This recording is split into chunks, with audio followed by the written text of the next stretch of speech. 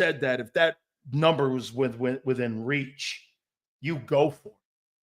And I've got another topic that I'm going to talk to Marc Farzetta here. By the way, kicks off our broadcasting here on JAKIB Sports. We appreciate that right before Birds 365. He is my friend. He also is the espresso king, cappuccino. I don't know. I thought I saw on that machine he could do both. Okay? So I'm going to assume it's espresso with this guy. So is it 3 sugars or 2 sugars that keeps him going all the time? To me, it'd be 4 sugars. Marc Farzetta, our good friend. Farzy, how you doing, brother? Sugar? Sugar? Okay. What am I, French? Okay. I'm drinking black. I drink it straight up. Okay. With no pinky in the air, because again, I'm not French. But and yeah, friend, I make it all. Okay. I make it all. Just had a little cousin's giving. Had one cousin coming over from London. She lives over there now. Her husband, Ben, great guy. He's amazed by my espresso bar. I was making cappuccinos, Americanos, espressos, double espressos. I make 1 latte for 1 person on the planet. My lovely cousin-in-law, Beth. She's the only person I know that actually drinks at-home lattes, so I make her a latte. I make like 2 lattes a year. She finishes them, so I assume they're pretty good. But with that thing, baby, I do it all. You know what I'm saying? Do it all. I love that, man. What a great holiday there, having all the folks around. And I could just see you handing out the little teacups with your pinkies up like that. Have you ever been to Isgro in South Philly? Have you ever been down Isgro, South Philly? I've been like down 9th Street area, Italian market. There. They would, when I was a kid, around this time, I'd be going down there like two or three times, leading up to Christmas with my dad and some of my uncles. And there was always Santa. I won't say it was a terrible Santa outfit, but it wasn't great. Okay. And the guy would be out with little shots of anisette. What is it? Amaretto. With amaretto, anisette, Sambuca, and he would just walk around with a little tray. And I'm like 10 years old. I'm like, oh, Dad, can I? He's like, don't even touch it. But that's how people would kill the winter chill down 9th Street. Well, let me tell you how my grandpa would handle Santa. So we're going down the street, and this Santa guy, he's ringing a bell, and he's trying to raise money for, people there because for the poor and all this and that, Salvation Army. Yeah. My grandfather rolls his window down. He goes, hey, get a job, you bum. And I go like this to the guy, and I go, Gramp, that's Santa Claus. What are you doing? He goes, I know the guy's a bum. And so that's the kind of holiday spirit and love I was raised on there. He's Santa.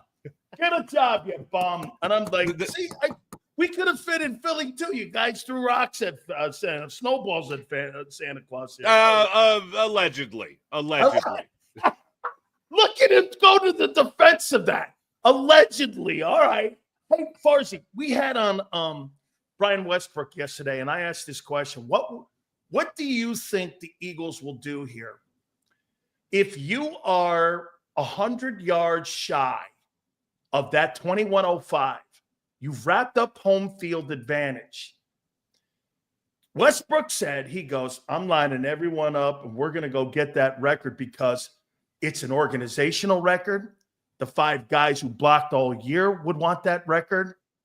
His ego. Hey, I signed a guy who broke Dickerson's 40-year record from the in-division opponent and rival of the Giants and put him on my team. Remember this. I think his career was wasted in New York. And so does Westbrook think that because they never built a team around him. Sure. Now you're talking about building a resume for future Hall of Fame conversations. They get to the Super Bowl. He wins an MVP. He has the all-time single-season rushing. But it doesn't seem like that is a high priority to him. But would it be a high priority to the organization for them to have that number? If they're within 100 yards, if they're 200 yards, I get it. But if you're 100 yards shy of it, what do you do?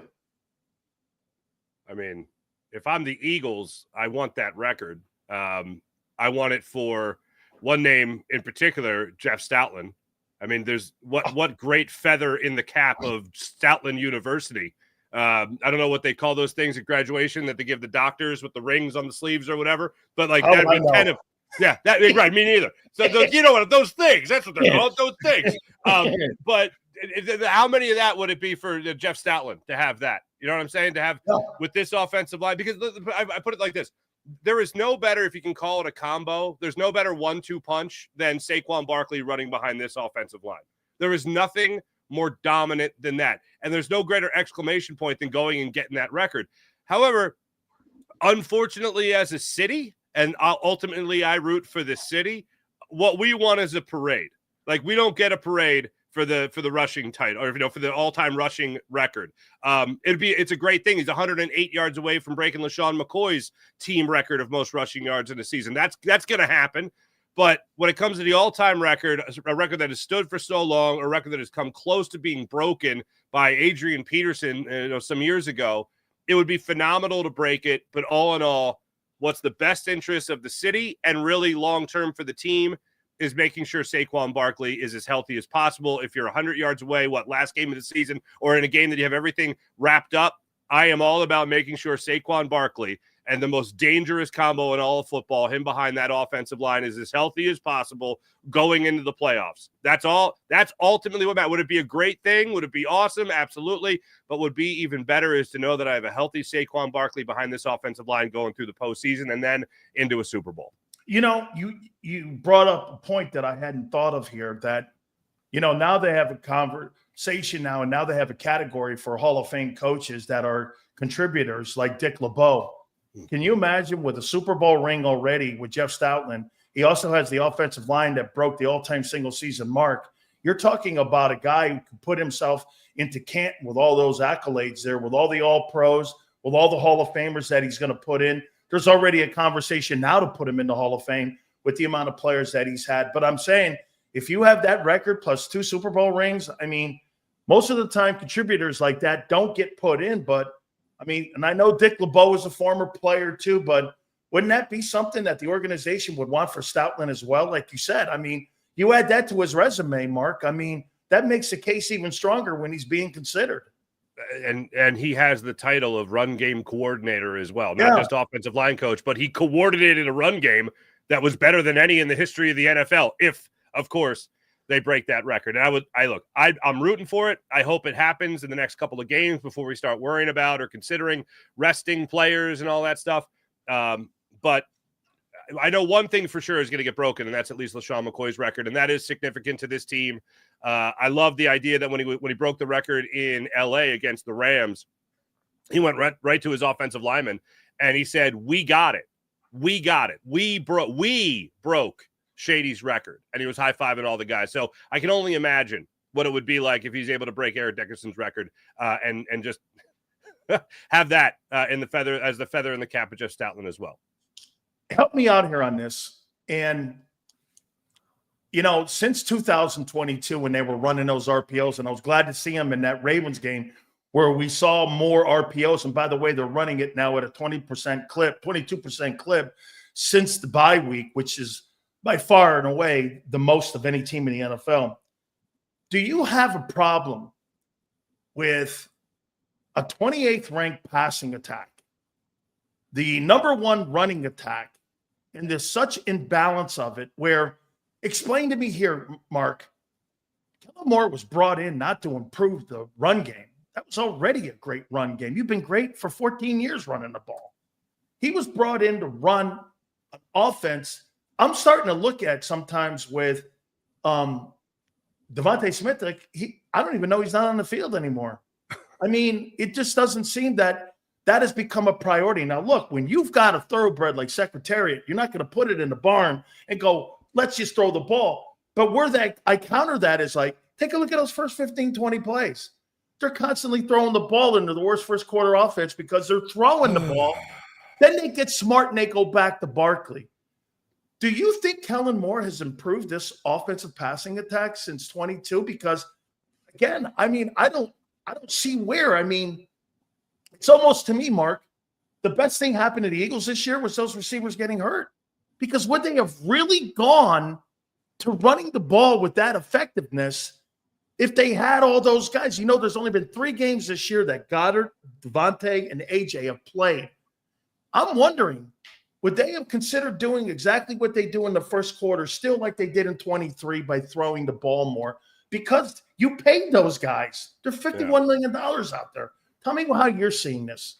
I'm seeing this as Lane Johnson's influence, the offensive line's influence, because just like we just talked about with Jeff Stoutland as the run game coordinator, if there's a assistant to the run game coordinator, that's Lane Johnson. And that goes back to early days of Doug Peterson. That goes back to Carson Wentz. It goes to Nick Foles. And it certainly goes in with Jalen Hurts as well.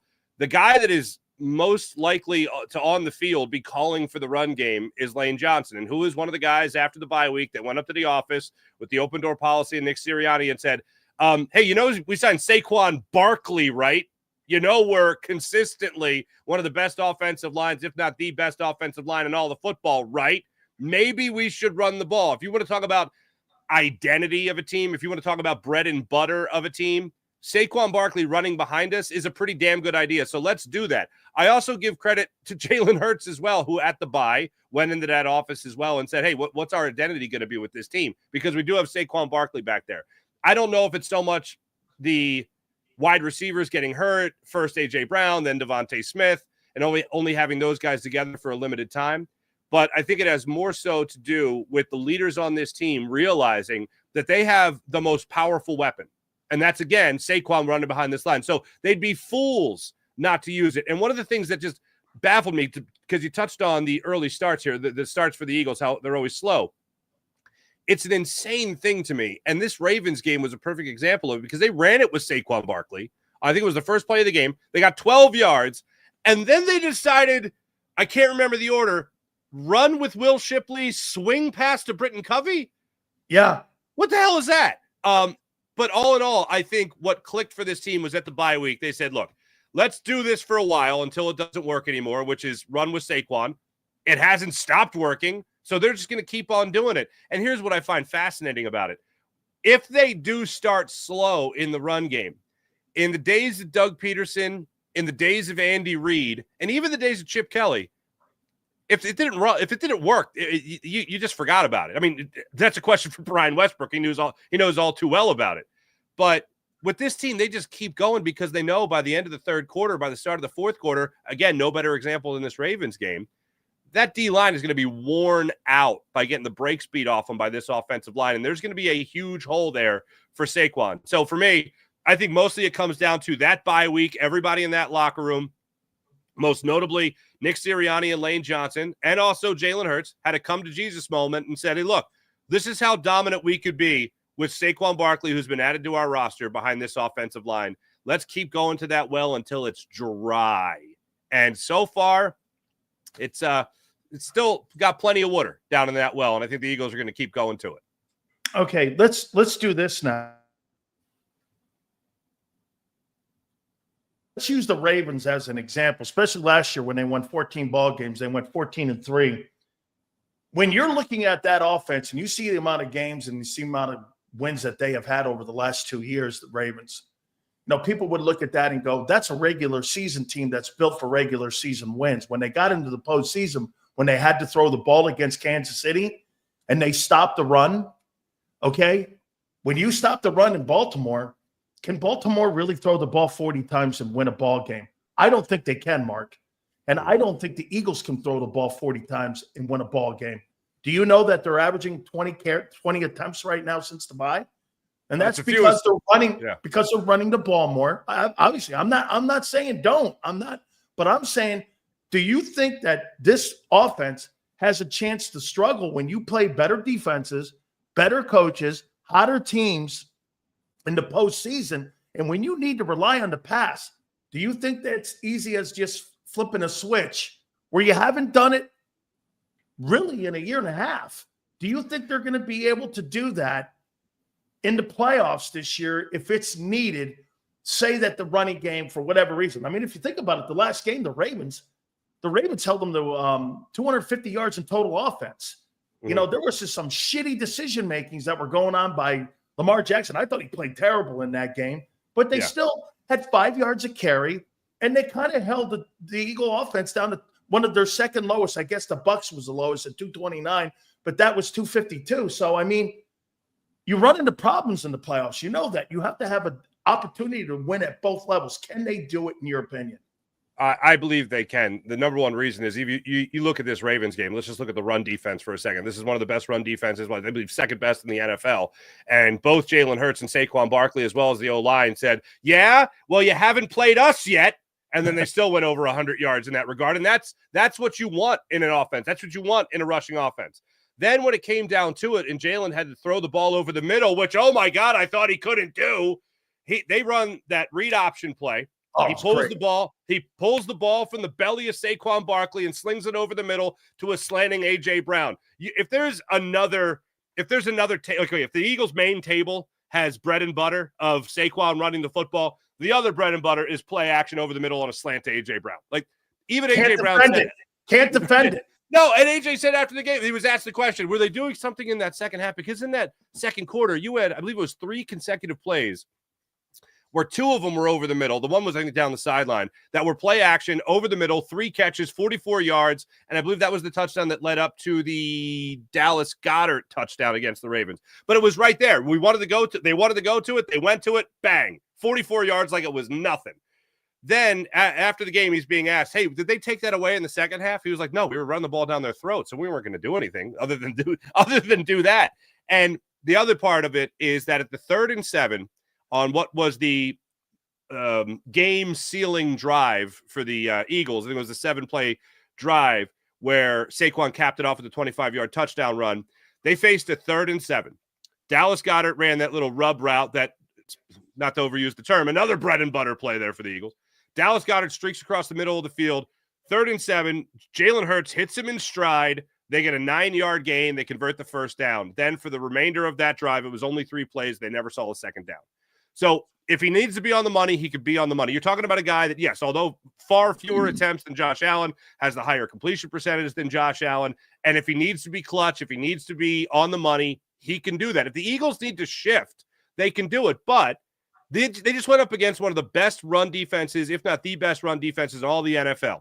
Roquan Smith still played himself a hell of a game against the Eagles.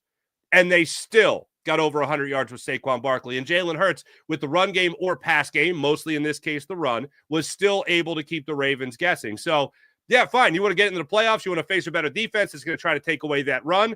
Well, the Ravens tried to do it, and they weren't successful in doing it. And the Eagles were able to take advantage of it. But if they need to flip the switch, I do believe, especially with a healthy Devontae Smith, that the Eagles can flip that switch.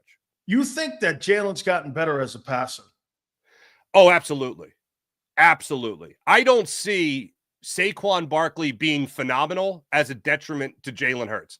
Here's where Jalen Hurts has gotten better this year. I've never seen him at least attempt to look off a safety the way he's tried to look off safeties this year. I haven't seen him go through a progression the way he has this year. In terms of accuracy, I think he's a much more accurate quarterback. The idea of him finally kicking the turnover bug that he was sick with for almost a full year is amazing to me. And I know a lot of people who are doubting him say, no, this is who he is now. This is who he's going to be. I thought it was just something that he had to correct. And I know I never bet against a guy that has even a little bit of talent and then a huge work ethic. And I think that's what Jalen Hurts is. So I was confident he was going to get out of the turnover fiasco that he was putting himself in and get away from hero ball. But I haven't seen him look off safeties the way he has this year. I haven't seen him be able to complete those passes over the middle with such confidence as he has this year. And that was a huge thing, even in the beginning of this 8-game winning streak. Can he throw over the middle? He's now doing that with more regularity, and he has confidence in the receivers catching the football over the middle as well. So I think that's something that has helped him tremendously. And then, yeah, look, the supporting cast is phenomenal. Like, there's no quarterback in the NFL that wouldn't like, oh, I could play for the Eagles for a little bit. Oh, that sounds pretty good. A.J. Brown being healthy, Devontae Smith being out is obviously tough. But the confidence he has in this receiving core now, I think, has helped elevate everything. And also the idea of, whoa, I don't have to throw for 300 yards. I don't have to throw for 300. As Devontae Smith and A.J. Brown have alluded to, I got Superman in the backfield where all I got to do is that. Okay. But I think a lot of pressure has been taken off of Jalen Hurts. You want to talk about hero ball, and I believe that's also what led into a lot of the interceptions and turnovers. He doesn't have to be a hero. You're going to be a hero when you got Superman standing behind you? you step aside and you go, all right, I'm just going to let this guy take over. So I think a lot of it has calmed the nerves of Jalen Hurts. And again, if they need to, similar in the Ravens game, if they need to start throwing it a little bit like they did in the second quarter of that game, I have confidence that Jalen Hurts can still throw the football. We're going to definitely see that here coming up here, especially now as they're getting closer to the playoffs here. I've got to flip you over to the defensive side now. Oof. Boy, I'll tell you, man. And by the way, I'll show you something here that if you look at it, the Miami Dolphins right now are 7th in defense. They're having a great year, okay? And what people don't understand, sometimes coordinators fit players and players fit systems. Last year, Jalen Ramsey didn't want to play press, or excuse me, zone. He's a press corner. Well, they're 6th right now in pass defense. They're 10 times better than they were a year ago. Here in Philly, they play that zone defense. They only play press 2.3% of the time, so they're mostly in that zone. With guys they drafted, Farzy, this isn't a rip. They have got guys that play the Vic system, and what Vic has done, he utilizes every single guy's strength, almost like a Jim Johnson. And it's like, look, now, Nakobe doesn't really cover guys that great, but let me rush him. He fills the hole well. Kid's having a renaissance year. Zach Bond, he didn't even know what the hell he had. He thought he was a perimeter rusher when they got him from the Saints, right? What I'm saying is, how impressed has he had more of an impact on this defense than what even Jim Schwartz had? When Jim Schwartz, and again, it's hard to say that because Schwartz ended up going through the tape and winning a Super Bowl, but do you see more here with what you're watching here with Vic than you did with even Jim Schwartz? Well, first off, I have to ask you: Did you see the story of Vic Fangio correcting Howie Roseman? I mean, there's no other way to put it than that. Howie brought tape. The story was out there that Vic Fangio watched Zach Bond and went, "Oh yeah, that guy's my inside off-ball linebacker." I thought that was it, but apparently Howie brought the film to Vic Fangio and said, "Hey, I'm thinking about this guy for special teams and an edge rusher. What do you think?" And Vic Fangio looked at the tape and went, "Yeah, no, I think he's my off-ball inside linebacker." And Howie's like, "Really?" And he's like, "Yeah, get him here." And he got him here, and now he's been one of the best linebackers in football. Hey, do you know where else he took a shot at Howie? I'll tell you where else Vic took a shot at Howie that nobody's talking about. He goes like this. He was talking about, he goes, "Yeah, you think you can just sign a guy and all of a sudden plug a guy in and he could be a 3-down guy and you could just throw a guy out there and just put him out there and that's just going to be." It don't work like that. I think he was talking about Bryce Huff. Yeah, I can see why you draw that connection. Absolutely. But to your question, as wonderfully as we can all talk about Saquon Barkley and his impact in this Eagles offense and what he's done for this team, like people in Philadelphia are talking about 2 acquisitions. They're talking about Saquon Barkley and they're talking about the defensive coordinator. Unbelievable. Now, that's I believe threefold. One is the obvious, the production, what you've gotten, and especially what you've gotten out of young corners, and we'll get to that, I'm sure, but that's the obvious, the production. The other is that you were told for the last 3 seasons that this was a Vic Fangio defense. What you were seeing is a Vic Fangio defense. And Sills, I remember when you and I talked at the time when Fangio was hired, I said, "Hey, we could have just had the Vic Fangio cover band." And we all know the cover band isn't as good as the guys that actually put out the real hits. You know what I mean? So I'm curious to see what the real band would do. And so far, the real band has been phenomenal. But we are very familiar in Philadelphia with the Vic Fangio cover bands. But now we got the real deal.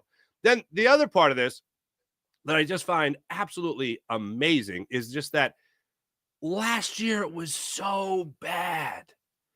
We make a big deal out of Jalen Hurts having all these different offensive coordinators, play callers, right, in his career.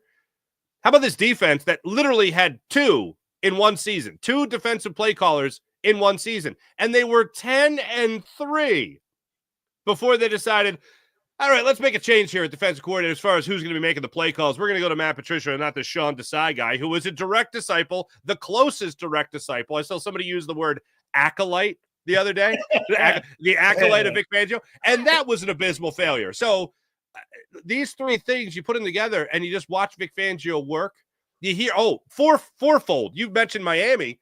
How about the guys in Miami talking about Vic Fangio? Oh, this guy's too old school and this guy's a jerk or whatever. And then you got Jalen Carter. Jalen Carter, one of the youngest guys on the team that is supposed to be of the newest of new school players, if you will. Supposedly has a bad work ethic and all that. And Vic Fangio is breaking his stones over not saying hello to him. I know. Like that lets you know. That lets you know that this guy is a coach. That you're not gonna, nothing's going to get under his radar. So you better impress him. And then you know this as a former player better than anybody. If a coach is going to call you out, that better be something you heard before some reporter heard it. Absolutely. And I don't think there's anything Vic Fangio that he says in his press conferences that he hasn't already relayed to his team. And real quick example that he's talking about, I believe it was Isaiah Rodgers and Keely Ringo. And the question was, why Rodgers over Ringo? And he told you. Yeah. He didn't be like, well, they're both great players. They're both working hard, and I love them both. No. He said, these guys, they're working hard, but right now Rodgers has been a little bit better in man coverage, and we want to use that a little bit more. So Ringo, not yet for Ringo. And I just thought that's an honest answer that I'm sure both those players had heard already. Absolutely. Here, let me throw this at you here. I like Cooper DeJean more than I like Quinyon Mitchell. I just there's something when you know what, and I'll tell you, and I'll make a comparison, and you tell me if you see this. He reminds me of what John Lynch used to do with that Buccaneer defense, where he would set the tone with big hits. He would be with energy out there. Hey, maybe Rondé was the better player out there at the corner position. Maybe you had better linebackers with Derek Brooks. You obviously had Sapp and you had Simeon Rice and all them guys. But John Lynch was like a tone setter, like Cam Chancellor was with that Legion of Boom in Seattle.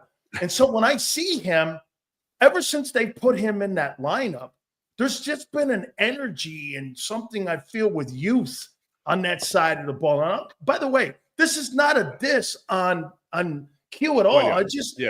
They're both having really great years, but I'm like, there's something about this kid. And plus, I'm not going to lie, man, that highlight reel is going to go around with him, Teacup and D. Henry, man. You're going to get a lot of love for. I vote for NFL Rookie of the Year defensively, and I've got to tell you, man, that would be on my screensaver if I were him, me, Teacup, and D. Henry like that. So I don't know, man. What about you?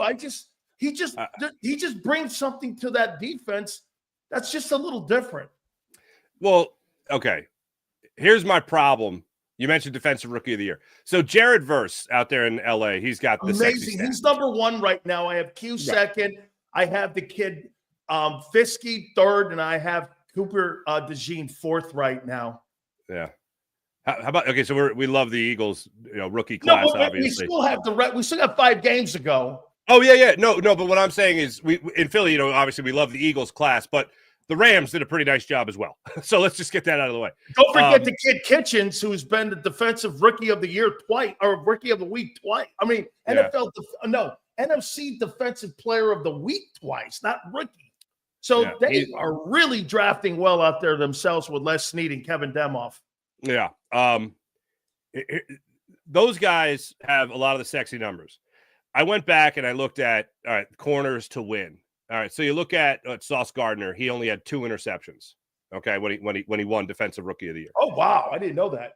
Everybody else had, I think it was at least 5. Going back to 1992, they had at least 5 interceptions. They had tackles for loss. They had interception returns for touchdowns. And Quinyon doesn't even have an interception yet. Now, here's what I'll say. Quinyon Mitchell is so damn good. He does not get the opportunities that some other corners get when it comes to coverage, because quarterbacks aren't looking his way. So a lot of times he doesn't get those opportunities to come up with interceptions. There's been 1 or 2 this season that maybe slipped through his hands. One was broken up by Chauncey Gardner-Johnson at home. That would have been his first pick, but unfortunately it wasn't meant to be. Marc, do you think him playing in a zone, though, also hurts him? Because at the end of the day, when people keep bringing up press corner, he's not. He's a zone corner. They play 2.3% of the time in press. Most of it, 98% of the time, they're in a zone cover. By the way, his closing speed, his angle tackling, all of that is exceptional. And it's why they don't throw there, is because he closes that gap.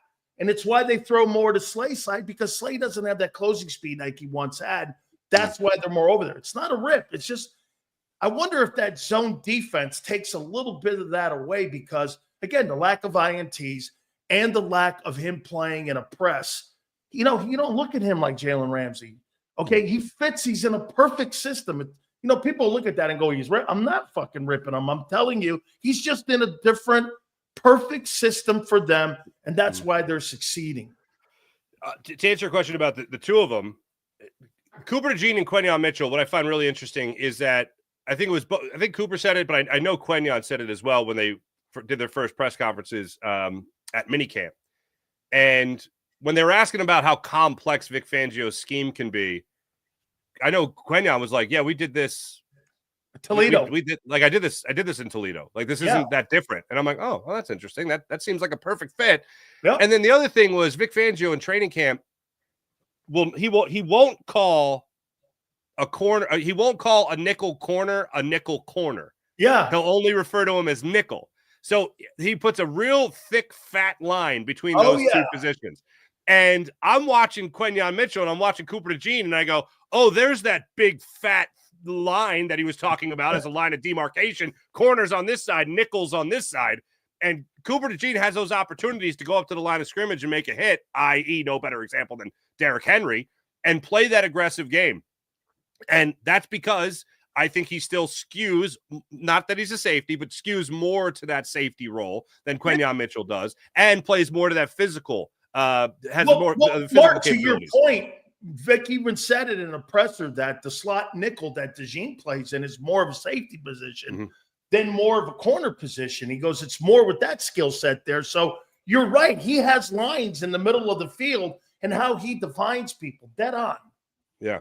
Yeah. It's fascinating because one of the things I absolutely love about Vic Fangio is it's just I love people that are no BS.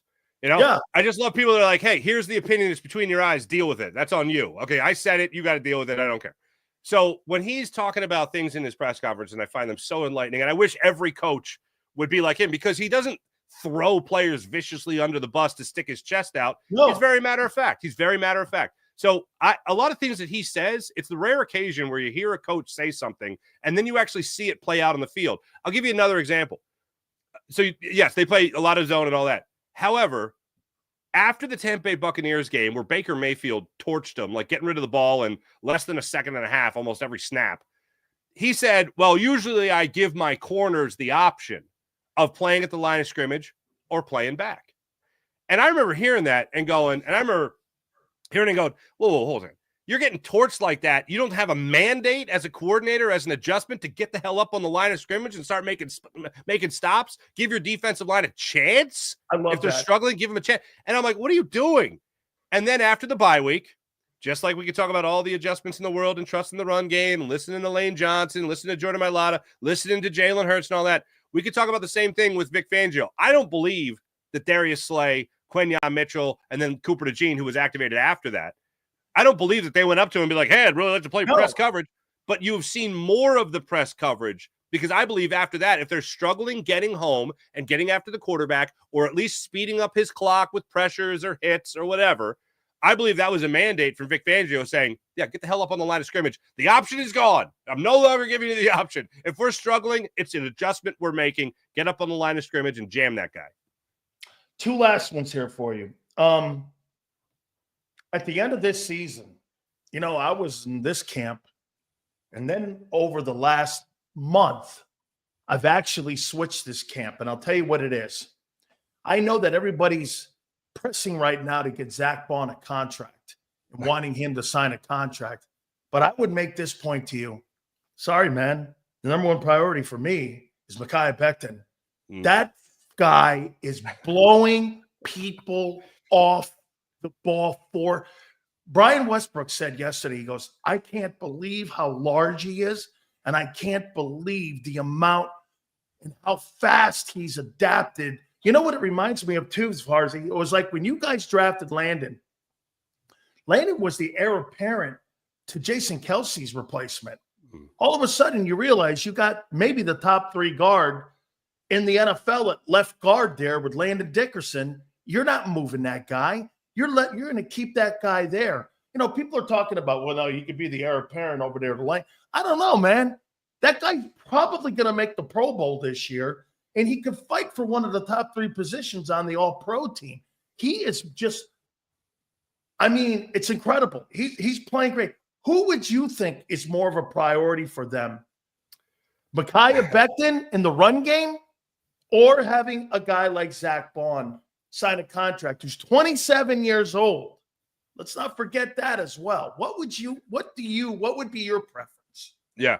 All right. So I'm going to answer the question, and then I'm going to ask you a question. So okay. I'm not going to go full douchebag guest. Okay. I'm not going to, let me answer your question. Let me ask you a question. No, I'm going to answer Zach Bond. Okay. Zach Bond is my priority. Now, here's why. How many successful linebackers have the Eagles had over the last 20 years? How many successful right guards have the Eagles had over the last 20 years? They've had a crap ton more right guards than they have linebackers. I see a guy that's working great in this system with this defensive coordinator that I've been pining over. He's been next to hand-picked by this defensive coordinator. I am keeping Zach Bond here for as long as humanly possible. But here's the twist. Whenever people look at the salary cap and they go, well, you can't sign them both. You can't do it. It's impossible. You never know who's going to get restructured. You never know whose deal is going to get pushed and money pushed somewhere else and whatever. I would not be surprised at all if Howie waves that Howie wand and all of a sudden there's magic and both are back here filling. That would not surprise me at all. I mean, you look at Patrick Mahomes signed that mega huge Kajunga deal, and then 20 minutes later it was restructured to make room for other signings. I wouldn't be surprised if the same thing happened with Jalen Hurts after this season, where money just gets pushed back so they can solidify their offensive line, keep it that way, and also keep Zach Bond here in Philadelphia. So that, for me, is what I think Howie Roseman is going to be working on the most this summer. Okay, so then you're under the impression they're going to change their philosophy and pay linebackers. Yes, because they changed their philosophy. Even though they haven't, they're going to. Well, yeah. Because like Barkley, they changed it with Barkley. They gave him 9. Mm-hmm. Okay, and they see what the advantages that is now, because I'll tell you, Mark, this is the first time they've actually lined up the running back position, not to take a shit on Miles and DeAndre Swift, but they've actually lined up the talented O-line with a talented running back, and this is what you're getting. You're getting this type of production. So you think they're going to do that, and they're going to change their philosophy and parachute in with a $12, $15 million deal for a year for Zach Bond? Well, they changed their philosophy. Instead of thinking, hey, let's get someone like Vic Fangio, let's get Vic Fangio. Okay. Well, if I've got Vic Fangio and I've got Jeff Stoutland looking for talent, like you say, no, he's my inside backer. Why wouldn't I, if I'm Howie, go, I'll do that again for you next year? He didn't have him. Because I had to tell you, that's why, Howie. Because Vic Fangio, while he's going over a basket of chicken wings from the Palladium, is like, Howie, he's not a special teamer. You know what I'm saying? I like it. So you believe they're going to change? I believe they have changed. I mean, you pointed it out. I mean, that's a perfect example of Saquon Barkley. I was listening to people talk about the Eagles have interest in Saquon Barkley, and I was laughing. I was like, that's adorable. That's really cool. That's just cute. They're just trying to drive up the price more for the Giants. That's a brilliant move by them. And then when the announcement actually came, and I was staring at my phone, it was like the look on a face of a dog if they're doing something, and I know people back in the day would smack the dog on the nose with something, and the dog would just look confused. That's how I looked at my phone. That's how I looked at my phone when I saw that Saquon was there. I was like, no way. And here he is, and it's the most dominant thing in the NFL. Farzy, I grew up around the Giants organization. I used to put the cones at the Yale Bowl back in the day when my uncle was a general manager. And I got to tell you, man, if you're John Mara and you're watching this go on, now I want follow me here. So are you telling me that both New York teams could play a factor in the Eagles winning the Super Bowl by getting Becton and by getting Barkley and adding them to my team to show you how incompetent that both organizations are? Boy, I'll tell you one more time here, man. Saquon Barkley, if he started his career in Philadelphia, he'd be in Canton. I can't believe even you have to be shocked. You know, you hang around that neck of the woods. You're from that neck of the woods. You see Penn State play. You knew he was a great player there. I don't care what anybody said, Mark. I never saw that guy in New York as the number 2 pick overall. He was never this guy. And what you're seeing right now, even Brian Westbrook was shocked yesterday. He goes, no, you know, that guy, and plus the O-line, you're not getting touched 4 yards into the line of scrimmage. He goes, I wish I had that. I'd like to see what I could do with that, but you have to be shocked too. I mean, I told you before, I always thought he was extremely talented. Watching him run, it's a weird thing to describe, but it's just different. Like he doesn't run, he glides with power and speed. And that's something I noticed at Penn State.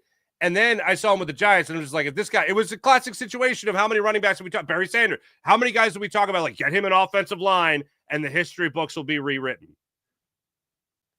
And here we are. And he's got that offensive. Again, I don't know any better way to describe it. There is nothing more potent in the NFL than Saquon Barkley running behind this offensive line. So, again, keep going to that well. And, yeah, if you're the Giants, sucks to be you. Hey, if that guy wins the MVP and gets 2105, there's no way Joe Schoen's the GM of that team. Not with that bullshit Hard Knocks where he was lying to him. I mean, how about he had one of his assistants going, you don't really think anybody's really going to make a play for the guy because he does, you know. And you're sitting there. I must watch that thing three or four times, and I'm hearing there watching Joe Schoen, one of his assistants go, nobody's going to offer him that kind of money. There's no way he'll come crawling back. And everyone, you're like, crawling back. You talk about crawling. You're going to be crawling to John Mara's office for your job in about a month, man. So crawling is way to 2,200 yards. Oh, God forbid. How about this? So I'm going to end with this one here. NFC title game, Super Bowl. Yeah. Oh, okay. Oh, I thought you were going to end there. I'm sorry. Bowl or divisional round. How far do the Eagles go? How about dynasty? No, all right. They go to the Super Bowl. They got an incredible defense. Look at him. Did you see that face? What are you asking me such a stupid ass question? Are you kidding me, man? I'm going to be one of the guys that's going to be far away from one of those grease poles on Broad Street. We got the fucking parade. I've already got the outfit that I'm going to hang with Kelsey. Yeah, I'm sorry. I did have a little too much stank on that facial expression. And Miss Scoozy. But I'm stupido now. Okay. No, this defense is incredible. The run game. Look, here's the one thing that I always just thought was really stupid with Chip Kelly. Before this was the first thing that was like, oh, this guy might be an idiot. And it was the clock doesn't matter. Oh my God. In what world do you live in where time doesn't matter? The Eagles can control the clock with this incredible run game. They can get first downs next to at will with the tush push, if it's close. And they have a defense that can stop you. They have a defense that can not necessarily stop, but at least contain Derrick Henry in what was a much anticipated matchup, Saquon versus Henry and all that stuff. I just think this team is so stacked. When you and I were talking during some of the bad days at the beginning of the season, the few bad days there were, but when we were talking about that, I maintain the idea that this team is talented enough to make the playoffs. Like after the Browns win, I said, here's the thing. Before the game, I thought the Eagles were a team that was going to make the playoffs and be one and done. After the game, I thought that the Eagles were going to make the playoffs and be one and done. Now they've won 8 in a row. Now they beat a team like a healthy Rams team. They went and they beat the Ravens in Baltimore. They have control. They beat a Bengals team that some people are like, oh, this is a really good test. They beat the brakes off a banged up Cowboys team in a game where divisional games are supposed to be weird. You know what I mean? They weren't. Yeah. They have consistently risen to the occasion. Every challenge, whether generated by the media or any legit challenge in front of them, they have went out there and they have risen to the occasion and all but dominated each and every one of them. So people talk about a Super Bowl, like, hell yeah, Super Bowl. Hell yeah, parade on Broad Street. Hell yeah, grease up the poles. And who knows? Maybe we'll be punching police horses again. I don't know. I don't know how crazy it's going to get, but it's going to get pretty crazy. But for me, I just think this is a dominant football team, and ultimately, the talent on this football team is what will carry them. Dan, you want to punch Mr. Ed in the head? Oh, yeah.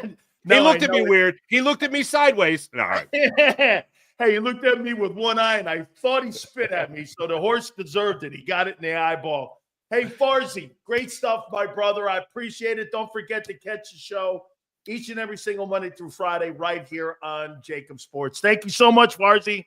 Good to see you, my friend. Take it easy. Hey, if I don't see you before Christmas, Bon Natale. Absolutely. Thank you so much, Farzy. I appreciate it. Absolutely great. Bon note to you too, my friend. Hey, hit the like button. Don't forget our good friends, Big Sills here in BetUS. One thing is for sure here, man, we have teamed up with our great friends at BetUS. JAKIB Sports and all here are inviting you, like tonight's game, Detroit and Green Bay.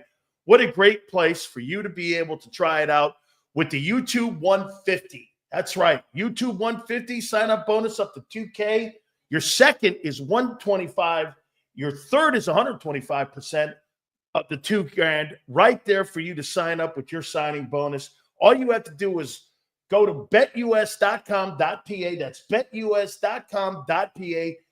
24/7 personalized service, 365 days of the year, live wagering on all major games, fastest payouts in the business. betus.com. That's betus.com.pa. That's betus.com.pa. And do me a favor, you tell them Big Sil sent you. If you missed any of today's show on the JAKIB Media channel, listen to the podcast on your way home. Available on YouTube, Apple, and Spotify.